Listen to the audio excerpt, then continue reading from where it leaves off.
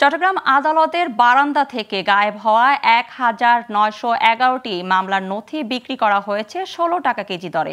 এসব নথি ভাঙাড়ির দোকানে বিক্রি করেন রাসেল নামের এক চা বিক্রেতা। দুপুরে এসব তথ্য জানিয়েছেন কোতোয়ালি থানার ওসি আব্দুল করিম। তিনি বলেন, আদালত থেকে গায়েব হওয়া নথিগুলো উদ্ধারে ৩ দিন ধরে কাজ করছে পুলিশ।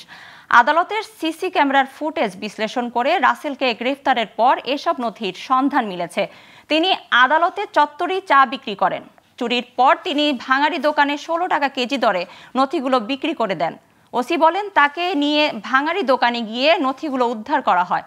৫ জানুয়ারি আদালত ভবনের ৩য় তলার বারান্দার প্রায় ২ বছর ধরে রক্ষিত এসব নথি চুরি হয়েছিল।